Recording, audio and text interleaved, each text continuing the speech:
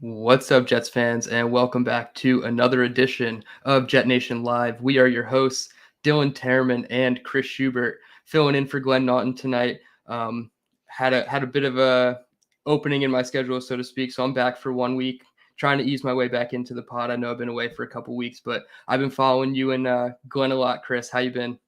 Doing great, man. Doing great. The bye week was nice. The bye week was fun. But now it's back to business for this football team. It's back to getting some victories, getting closer and closer to the magic number of, I think, 9 or 10. It's going to get this team into the playoffs. And it starts with this matchup this weekend against the Giants. So lots to get into, both with the Jets and in the football world. So looking forward to catching up and talking about the Jets tonight.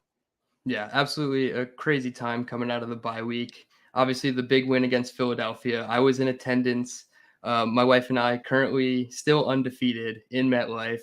Every time we go together, we win. So we had tickets thanks to the crew at Jet Nation. So we were able to go tailgate and have fun. Oh my gosh, unbelievable atmosphere. We were in a big crowd full of Eagles fans too. So they were doing their song every time they were scoring that Jalen Hurts phantom touchdown in our end zone that we still haven't seen a clear angle of. But that's 2 weeks behind us now. I know we had the bye week.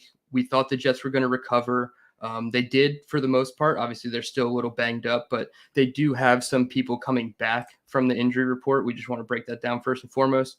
Two guys added to the do not participate list this week. Randall Cobb with a shoulder.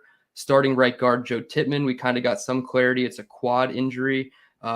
Robert Saleh called him a quick healer on Monday, and I saw all the comments saying, start planning his funeral, etc., whatever, because it's really hard to trust Saleh, what he says with injuries. He didn't practice today. Mekhi Becton limited with the knee. That's still the normal knee rehab.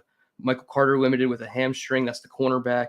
Irv Charles, wide receiver, special teams. Wolf limited with a shoulder. And then Clemens, Eccles, full participation. DJ Reed and Sauce Gardner were full participation. I saw the beat was a little confused today. They were full participants today, and Jermaine Johnson with a foot, but he was full. So they're kind of banged up, kind of getting on the mend, which is why the bye week is here. I know a lot of teams don't necessarily like the early bye, but I think the Jets kind of benefited from that. So do you anticipate, first and foremost, DJ Reed and Sauce Gardner being back up for this game? Yeah, I mean, certainly it feels as though they've cleared some of the major hurdles in order to put themselves on a trajectory to be able to play on Sunday. It would be one thing if we were sitting here on a Wednesday and they hadn't participated in practice yet. That would put their chances of playing on Sunday um, out of the realm of possibility. But being full participants, they're obviously going to be under close watch. They're going to be monitored again. And I think if they're full participants again tomorrow, you can probably pencil those two guys in to play on Sunday. And look, this team played very well without those two guys, but they are the heartbeat of this defense. And so getting those two guys back against this Giants team that's probably going to play Tyrod Taylor at quarterback this Sunday is going to be a nice boost for this defense. And they had that emotional big time win against Philadelphia where they had everybody out and they were able to band together and play lights out defensively. But getting DJ Reed and Sauce Gardner back, I think is only gonna help increase the motivation for this team come Sunday. Yeah, shout out Tay Hayes, Craig James, Bryce Hall, It's and crazy.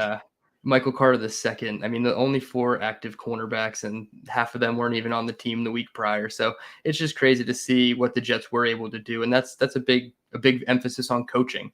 It's kind of funny, kind of going off on a tangent real quick about Jeff Ulbrich, but we've come so far with this guy as our defensive coordinator in 2.5 seasons. We were ready to fire this guy when we were 1-3 in his first year.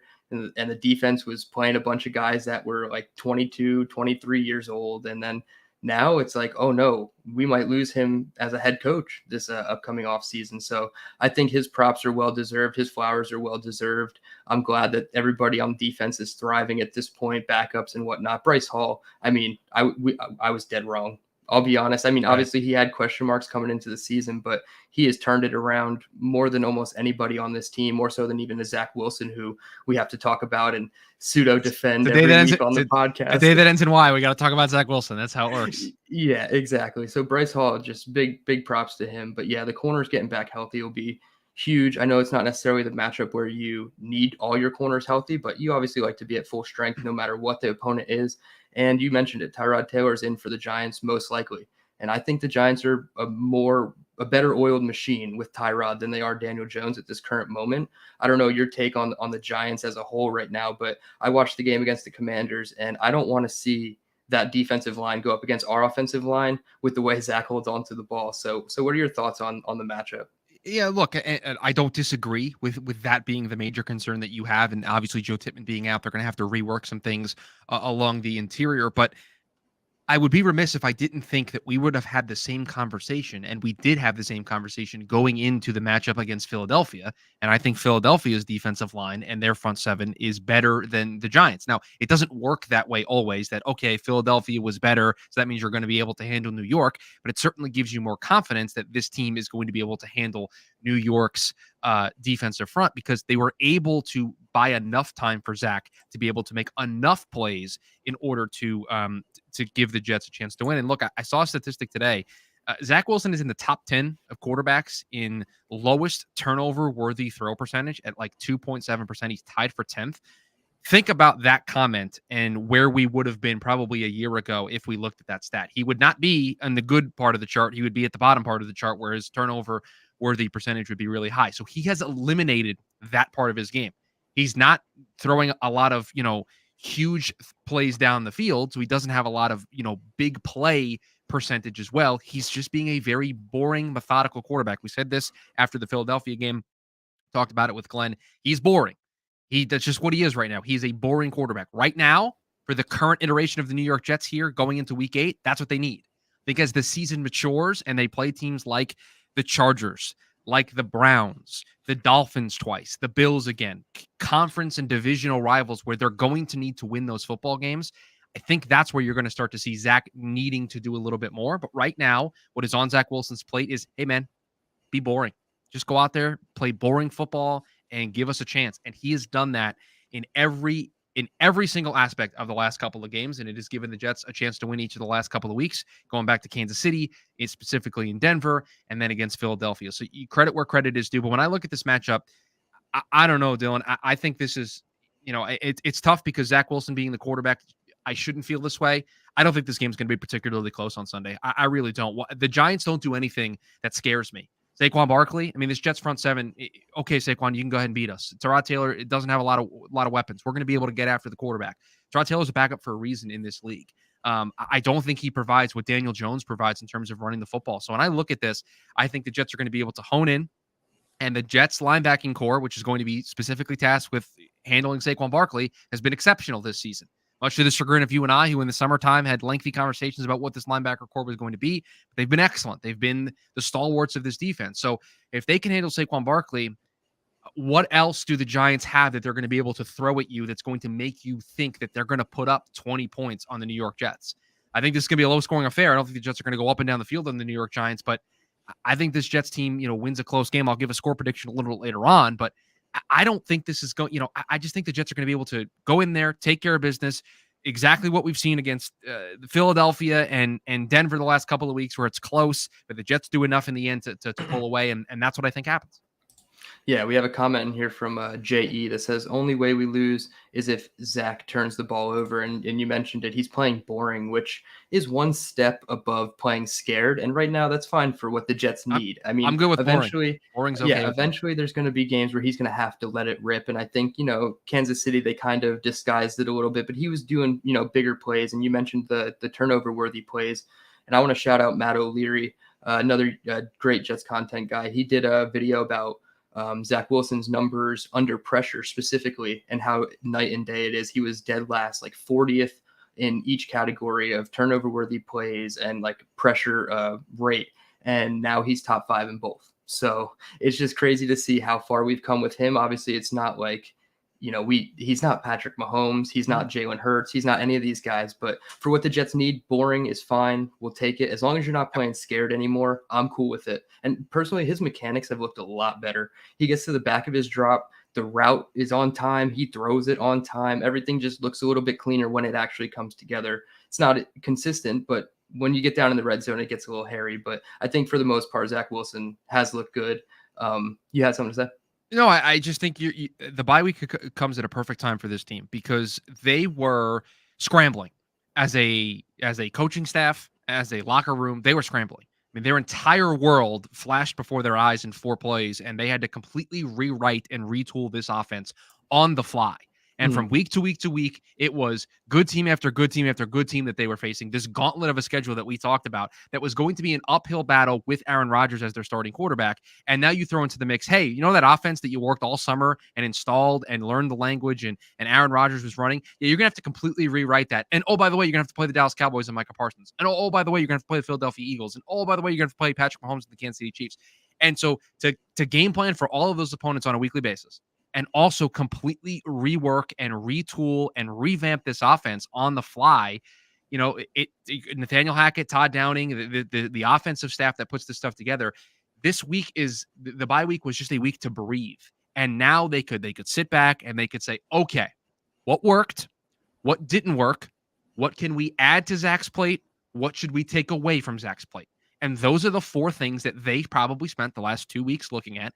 And I said this, I think it was last week's show, and this might be a bold prediction on my part, and I'll come on the show and say I'm wrong. I do it all the time when I talk about, Zonovan Knight making the team and all the takes that I had in the summer. I own up to my bad takes when they're on the show.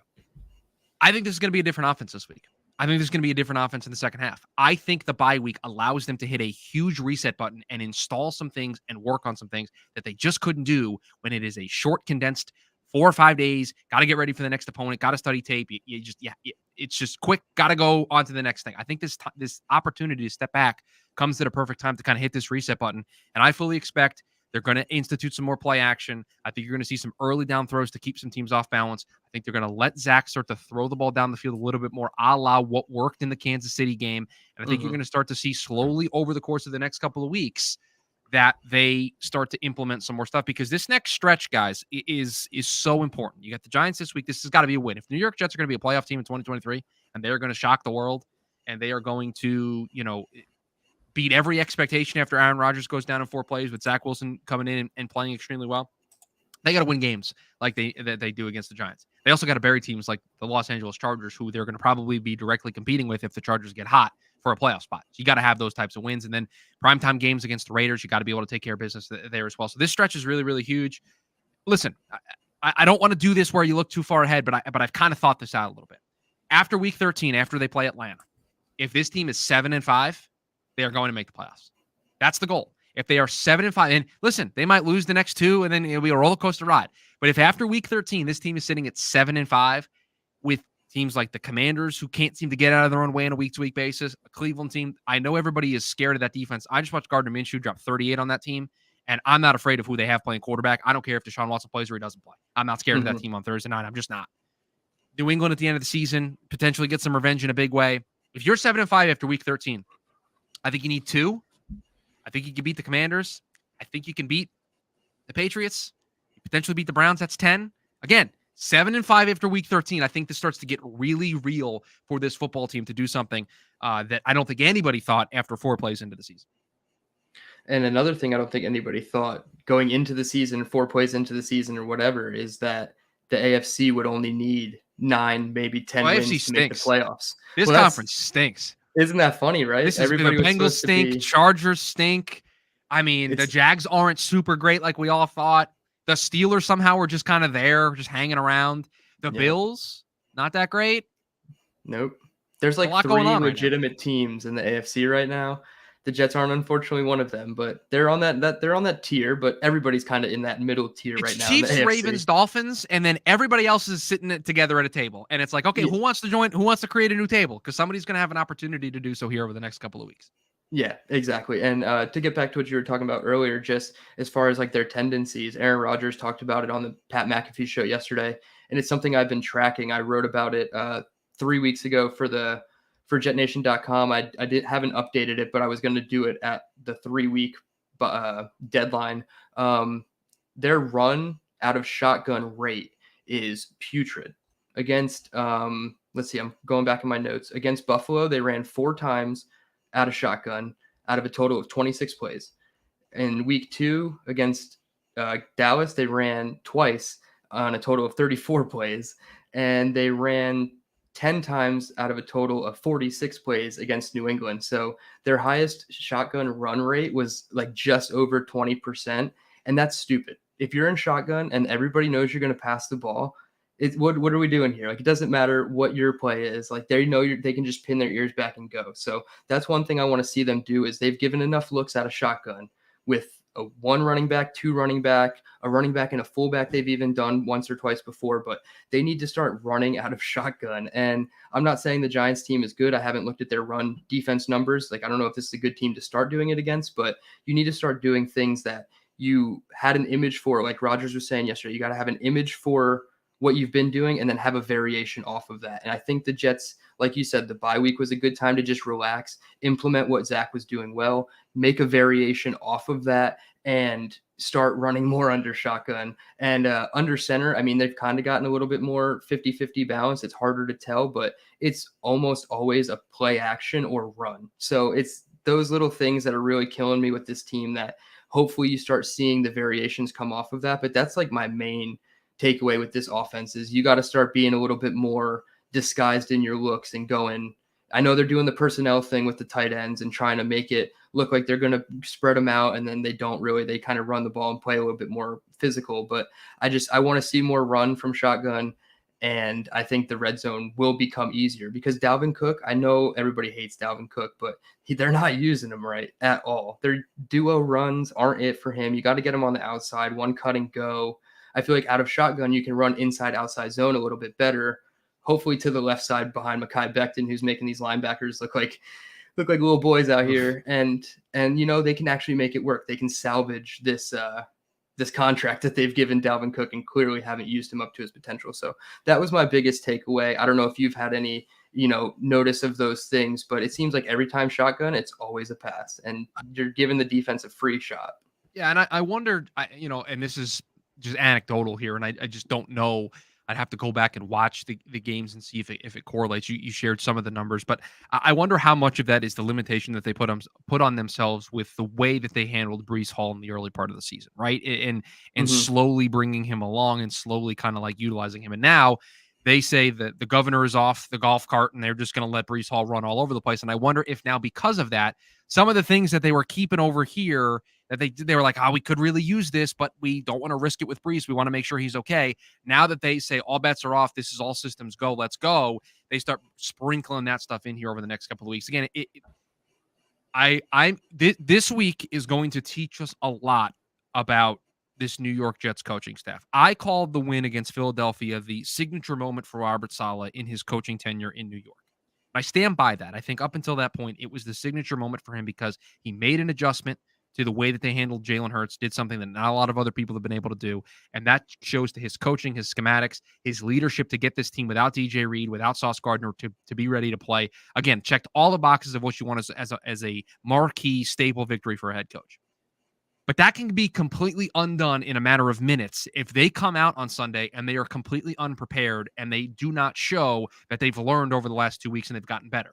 And that's not to say we oscillate from week to week, but just because you had that marquee victory doesn't mean that you have cemented yourself as the long-term coach here for the New York Jets. There's a lot that still needs to be seen. Now, if they come out and it's all systems go and we see the defense start fast, that's one of the biggest critiques that we've had of this team. If the defense starts fast, the offense shows some growth, shows some development, some red zone stuff starts ending in touchdowns instead of field goals. Okay, you've now shown me as a coach your ability to take the bye week and use it as a huge advantage to your team to springboard yourself into a big second half. So that's my big thing. And again, I don't think the game's particularly close on Sunday. I think they beat this Giants team by 2 scores.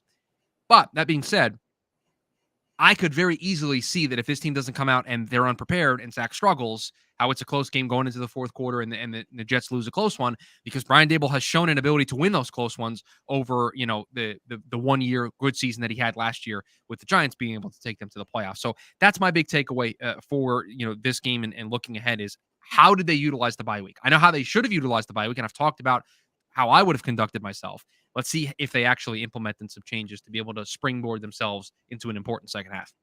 Yeah, and in his press conference, I believe on Monday, he did say this is the third time that they're changing it up coming out of the bye week. So they're constantly adjusting, constantly changing. They said it's nothing major, but it's just smaller things that will keep the guys fresh and healthy, he said. So it's really important that we do see the change, because the bad stat that's been going around is like 1-9 or 1-11 coming out of the bye the last 10 or 11 years. So really ugly coming out of the bye. Just can't have that. You need to be prepared. The two games that you should be most prepared for, and I sound like a broken record, I said this on last week's show. First game of the season and coming out of the bye. Yep. You don't get to play those two games and come up to the podium and say we weren't prepared. You don't get. I'm sorry, that excuse I do not accept. I accept short week, going from playing on Sunday to playing on Thursday night, and you don't play well. You want to go up there and say, listen, we just weren't prepared. Okay, I can buy that. Short week, installing stuff. Maybe you're on the road, you're traveling, you're playing a tough opponent. I can buy that you didn't have the guys prepared because you condense everything into a short week. You've had 2 weeks to prepare for the New York Giants. The New York Giants. Yeah. They're not blowing anybody away. They won the game on Sunday against the Commanders. 14-7 was the final score? They won a game convincingly against the Washington Commanders, and it was 14-7.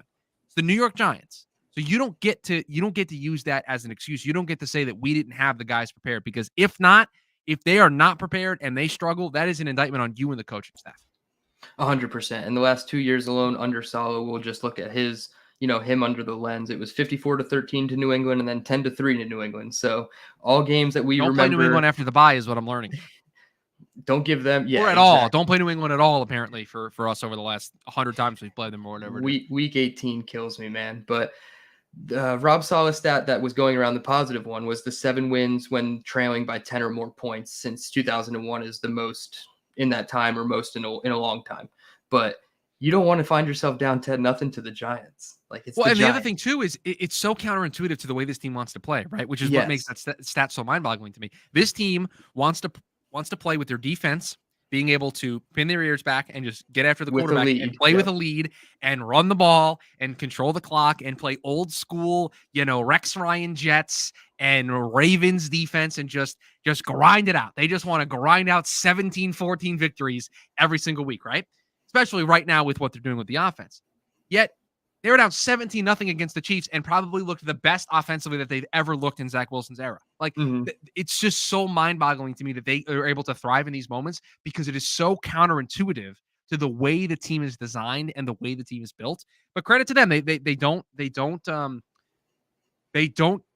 get too hard on themselves in those moments. They stay focused, they stay composed, they stay in the moment. They understand next man up, next series up, just make a play, give our guys a shot, and they slowly kind of chip away over the course of the game. And it's exactly how they beat the Philadelphia Eagles. They just chipped away at that team. And I said it in the post show that we did that following week.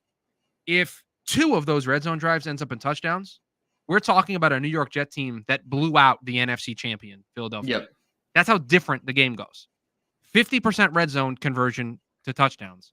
We're talking about a totally different game. So there's a lot to like. There's a lot to be excited about. And I'm also not naive. I understand Zach Wilson is the quarterback. I understand the limitations this team has. I understand that there is still a huge mountain to climb. But you can't tell me a team that made 4 trips to the red zone against the Philadelphia Eagles can't draw up the plays and execute to get in the end zone twice of those 4. And we wouldn't be talking about a totally different team. We would have a totally different feel about that game in particular and how we would feel going into the second half of the season. I said this. I sound like a broken record. They're this close.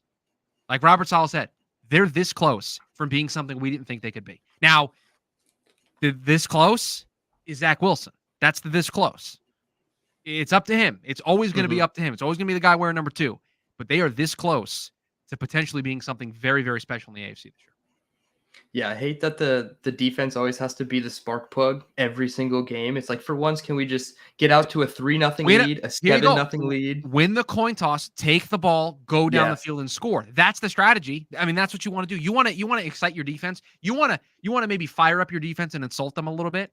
You take the ball, you take the coin toss, and you look at every single one of them and said, I'm taking the coin toss, and I'm going to put our offense on the field because I'm going to give us a lead, because if you guys are out there, we'd be down 7-0.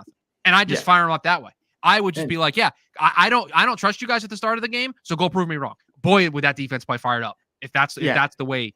If I was Jeff Ulbrich, I'd be like, your coach doesn't believe in you to put you on the field right now. He took the ball and he put the offense on the field, and I would fire my guys up. Exactly, because he always, everybody always says, we go as they go in terms of the defensive line. But yeah, I think this is the week you have to not only show confidence in Zach Wilson and Nathaniel Hackett and what their scheme is for the first 10, 15, 20 plays that are scripted, like go have the confidence to take the ball and go score, So yeah, I totally agree. I know it goes against everything they say, but let's be real. The Jets go as Zach goes, and it's not how anybody wants to live life. So the best case scenario is just give the kid the ball, see what the defense does right away from the Giants. They're going to come with a ton of blitz. Oh, He's going Wink to see a lot Martindale, of zero. he's a He's got genius. to throw hot. He's going to scheme it up. If you can prove in the first drive that you can just throw hot when there's an extra blitzer coming off the edge, it's going to put a lot of confidence in this kid. So I think, yes, I completely agree. Give them the ball first. Have the confidence to stand on your script and say, hey, we're going to go and put up points on the first drive, whether it's 3 points. I don't care. 3 points, 7 points, whatever. Just give that defense a chance to go after Tyrod, Daniel Jones, whoever it is, for any quarter other than the fourth quarter, because the Jets have only been able to do it in the fourth quarter. And if we could see what it looks like in the second quarter, the third quarter, I know we're getting flack for having too many turnovers now. We had not enough last year. Now we have too many. So we can literally have 6 turnovers if this team played with the goddamn lead for more than 10 minutes of a season. So it's truly mind-boggling how the Jets say they want to do all these things and they one just way. Don't. It doesn't happen. Yeah. You're putting a round peg in a square hole, and it's not fitting. And I think this is the week you got to turn it around. I'm not going to say it's you're confident that it's going to be a multi-score victory. I think it's going to be a 10-point victory. 14 points. Okay, 14-10. 24-10. There you go. I'll give it to you now. 24-10 Jets. Yeah, 24-10. Okay, I'm going to go 23-17. So a 6-point win. 17 points? You think the New York Giants and this offense are going to score 17 points on the New York Jets defense? No. I think the defense is going to get one. Oh, I see. You think there's a pick 6 in our future. I understand. Something weird. Just something dumb is going to happen. But I just think that's because of Wink Martindale and his influence on the defense. I'm not saying Zach can't handle the zero blitz and can't handle the pressure, but we're going to see. He's going to. I don't know. I'm fully bought into that. This team, despite everything I think about them and the way that I think that like they're just playing the last 2 games against Philadelphia and in Denver, I just think they're just going to unlock something. There's no reason for me to think. I mean, there isn't reason for me to think this.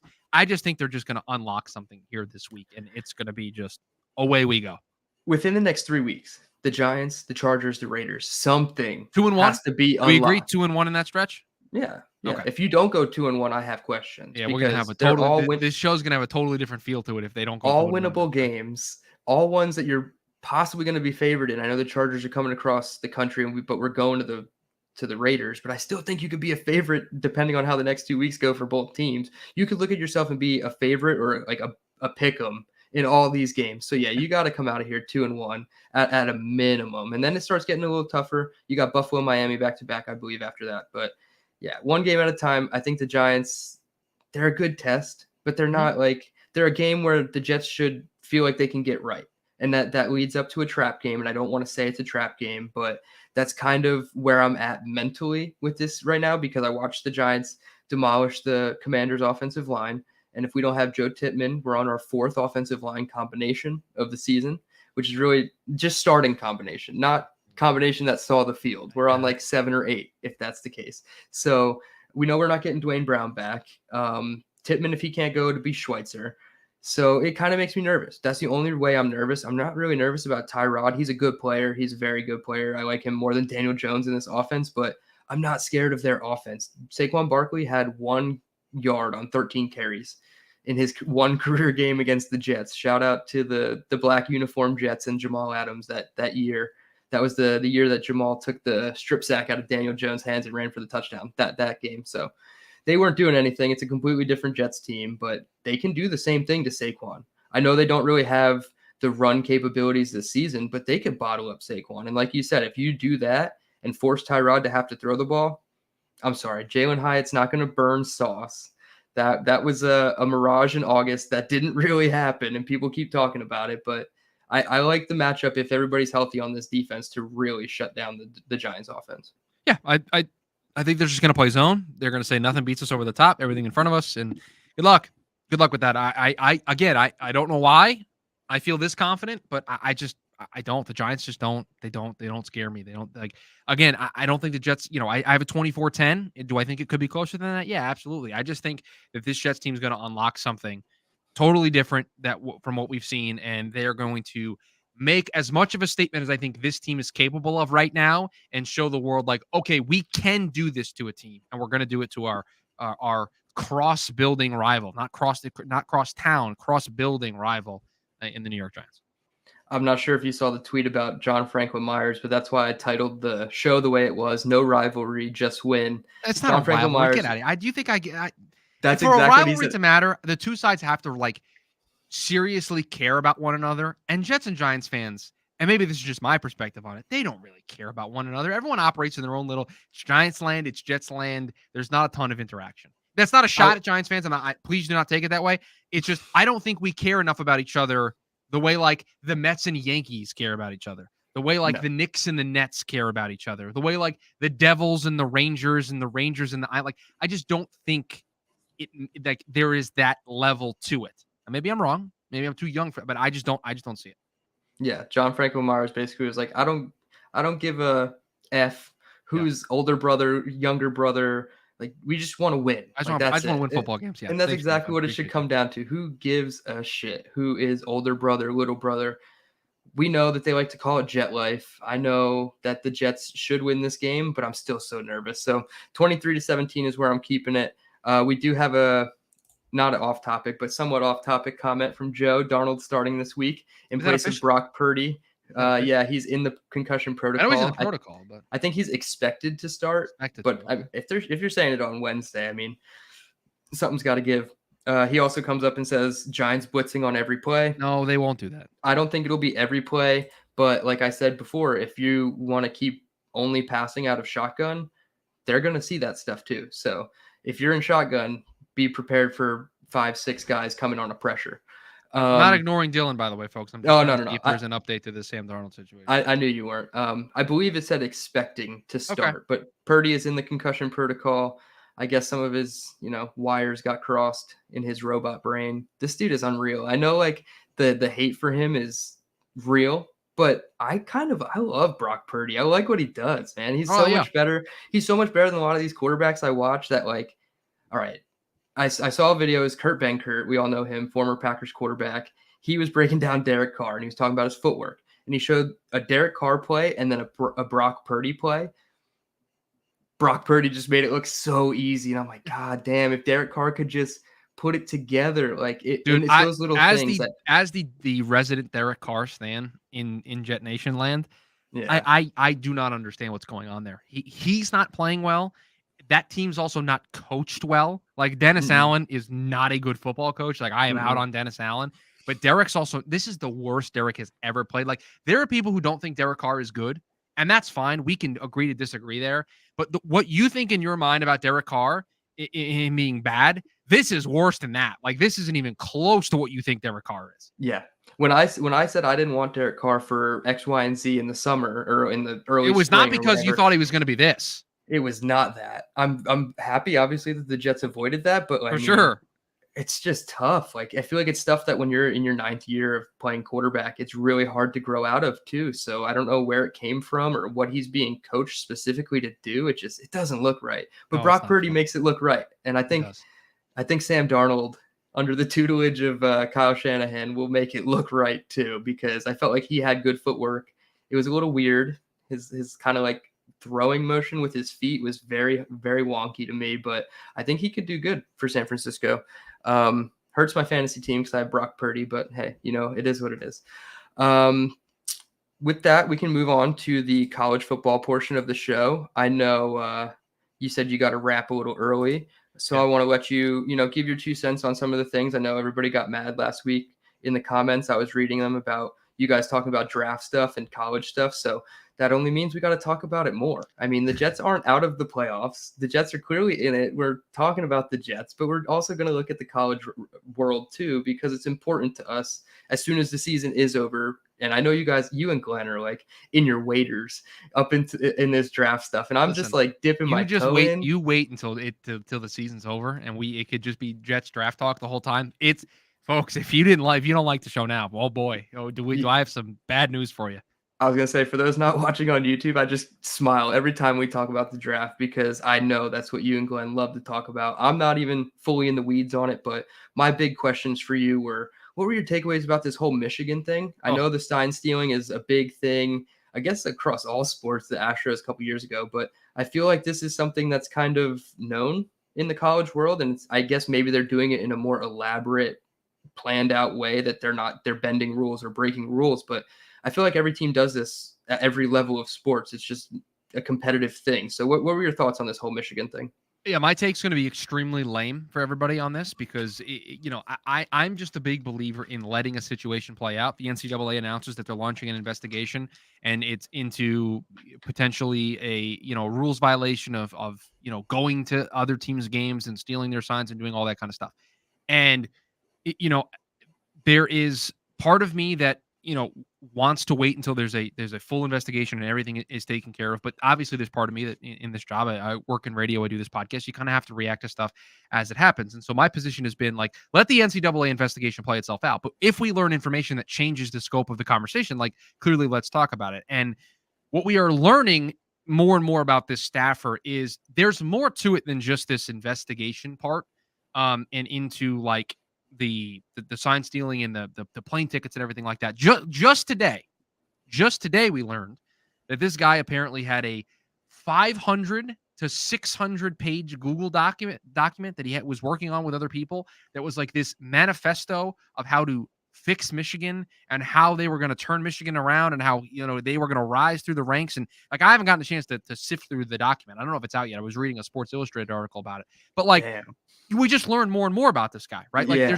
there's more and more layers to it. And there's a layer today that the NCAA probe got triggered because they found something on official Michigan computers, like at the University of Michigan in the building, in the athletic building, on the computers, there was stuff that red flag went up. NCAA is going to investigate. And so we just learned more and more because when it first came out, everyone's like, oh, rogue staffer kind of doing his own thing, plausible deniability for Jim Harbaugh. Mm-hmm. Well, now we've learned he's standing there on the sidelines next to the offensive coordinator, and they seem to be buddy-buddy, and there's stuff happening on the University of Michigan computers about, like, just you got to let the situation play out. It's not a good look.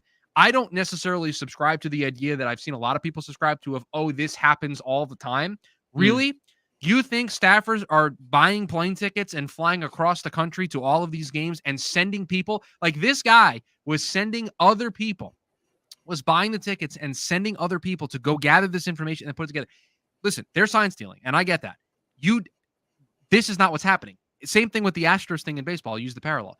Everybody kind of tries to steal signs, and you try to get the information, but no one had an intricate system where we're banging on a trash can or we're potentially using a buzzer. Like, there's the acceptable level of when everybody's like, yeah, we can do this, and it's kind of not really above board, but we allow it because it's within kind of the unwritten rules. And then there's the gross overstep because you think you can get away with everything. And that's where I think this is ultimately going to lead to. But we'll see. There's just a lot to uncover here, a lot to figure out about this. But yeah, it's not a good look. I'll tell you that. Yeah, knowing all those extra details that I didn't know before definitely sounds a little more than just the normal espionage. And it's really funny because I heard 10 minutes of the last week, 60 minutes after the 4:00 game went off, and they were talking about how every country does basic espionage, but this specific country was doing it more so. And I was like, okay, well, this is really tying in. So I'd like to read you something that I just saw. So I'm sitting here and I just sign stealing. But I just saw this. Sure. This is from a Washington Post story. I'm going to read the full quote, so bear with me, everybody. Grab a coffee or a tea or something here, because as you can see, it's a couple paragraphs long here. The opponents targeted the most on this schedule, these people said, were not surprising. Atop the list was Ohio State, Michigan's top rival in the Big Ten, and scouts planned to attend as many as 8 games, costing more than $3,000 in travel and tickets. Next on the list was Georgia, a potential Michigan opponent in the college football playoff, with 4 or 5 games scheduled for in-person scouting and video recording, also costing more than $3,000 in travel and tickets. In total, these people said Michigan's sign-stealing operation expected to send more than $15,000 this season, sending scouts to more than 40 games played by 10 opponents. According to the university's public salary disclosure records, Stallions, listed as an administrative specialist in the athletic department, made $55,000 in 2022. So you're telling me that a guy who makes 55 grand, according to your own record, is on his own going rogue, laying out 15 grand. He probably loses 15 grand in taxes. So he's probably only got 40 grand. So he He's took not taking home 15 55 of the 40 grand and used that and that's why this is a problem, because there's going to be some level of institutional control here that's going to go beyond just a rogue staffer. Again, that's just something that was tweeted 40 minutes ago from a story. We're learning new stuff every day. I really hope this manifesto becomes public, because that would be really interesting to read how he planned to do this. Because this guy kind of sounds like a really weird person, but it sounds like he's got onto something. Maybe this probably says a lot about me. If somebody was able to get their hands and drop the 600-page document, I'd stay up till 3 a.m. reading the thing. Like I'm there. I'm in there. I'd be highlighting it. I'd be like Cliff Notes. I'd be that guy. I would like the copy of the Cliff Notes. Let me see if it's available. Let me see if it's something. That's crazy. So yeah, it does sound like a little bit more than what's actually going on here. I saw the video of that guy, the sign stealer guy, like standing next to the coordinator, and then all the players pointing up and whatever. Everybody's pointing like they know what's coming. It's like, okay, that's not great. That's not a great look. Yeah, that's a little much. So I definitely think we should all wait. But yeah, it doesn't look good. Obviously, if you're spending all that money 4 games each opponent, like 10 opponents, that's a lot. Like, it's a lot of money. You're really putting a lot of resources into this too, like not just financial, but just like man hours into this. Is just crazy. It's not like you just decided to do this. Like this is an operation that was founded, that premeditated. Yes, yeah, for sure. 100%. All right, as you're looking up to see if the I'm trying to find the document. Yeah, if it is available, we'll discuss that. But if it's available, the show's going to end early because I'm going to have to go read it. We do have to end early. I know that. We got 3 minutes. My question to you before we wrap. Sure. Caleb Williams. Oh, QB2 Caleb Williams. Yes. Yeah, most people's QB1. Chris Schubert, yes. Pat yourself on the back for having QB2 behind Drake May, but he does face a very difficult decision, in my opinion, after I think this is his 3rd loss to Utah. And now that they have 2 losses on the season, obviously the playoffs are out of the realm of possibility. He could play for the Heisman. What do you think Caleb Williams does? And what do you think Caleb Williams should do? Because a lot of people, I know there was, I think it was a fake account tweet, like a parody account, said that he knows he would make more money in college than if he just decided to not want to go to whoever is the 1st overall pick. I believe right now it's the Bears. So if he just say he didn't want to go to the Bears, he could just stay in USC, make more money in NIL. And that's probably a true statement. I don't know. That's a large for 1 year, not the entirety of the rookie contract. Like signing bonus money. You're getting signing bonus money, year 1 money. Yeah. Like it's not even going to come close. We're not there yet. Look, this is a tough conversation for a lot of people to have, and I get it, right? I think more would be made by the general public than there would be in NFL circles. And this is a hunch. I'd have to ask around and ask some people how they feel about it. And I could probably get some answers, and they would be off the record, and I could try to put together some level of intel on how this would work. But I think if he were to say, I'm not going to play the remainder of the season, the public would freak out more than NFL circles would. That's my hunch, right? If I talked to some NFL people that were in player personnel and I said, does it bother you that Caleb Williams is going to sit out? They probably would say it's not as big of a deal as people are making it out to be, right? That's my gut. If I went and tried to source that information and try to present it here on the show, that's the information that I would get on background or off the record or whatever the case would be. That's my guess. But that being said, the question would be asked by the decision makers of why you chose to sit out. And I think there would be a conversation to be had there. I also don't think he's this generational prospect, the way some people have talked about him, that he can afford to sit out. Mm-hmm. I think every rep is valuable for Caleb Williams right now. I think every single rep he can take is important for his growth and maturity to the next level. Because if you ask me right now, and listen, I've had Drake May QB1 since the summertime. I stand by that. There's nothing at this moment that has me waver. But if you ask me who the more pro-ready quarterback is right now, it's Drake May over Caleb Williams, and I don't think it's particularly close. And so because of that, I think every rep is important for Caleb Williams. Now, the ceilings, yeah, you could probably convince me that Caleb Williams' ceiling is a little bit different than Drake May's ceiling because Caleb Williams does the stuff that you can't teach and it's off platform and he could do all that circus stuff that you see Patrick Mahomes do. And yeah, like, does Drake May have some of that? Yes. But does he have it to the level that Caleb Williams does? No. So for me, like, Drake May's QB1, I think he's more pro ready. I think the ceilings are close enough if you don't assume that Caleb Williams is going to become a one-of-one player that can do things that nobody else can do, which I think is a hard thing to completely buy into. I don't think he should sit out. I think he should continue to play because I think it's important for his development. Yeah, I think there might be some NFL decision makers that think he's, undisputed, unanimous Sure. QB1. There's probably some out there. So like for It's them, it's 1 and probably 1A. Like for me, yeah, like I have yeah, Caleb Williams as QB2, but like that doesn't mean I wouldn't. That doesn't mean if I had like the number 2 pick and I needed a quarterback and Drake May got taken, I'd be like, you know what? Nah, I don't want to take Caleb Williams. No, I take Caleb Williams. I'd run the card yeah. into the podium. But for me, if I was picking first overall and if I was the Bears and I wanted to reset at the quarterback position, and I know Bears fans would probably hate this, give me the guy out of North Carolina. I know the last guy they drafted out of North Carolina didn't work very well, Mitchell Trubisky, but let's give it another shot. I think Drake May's a better prospect.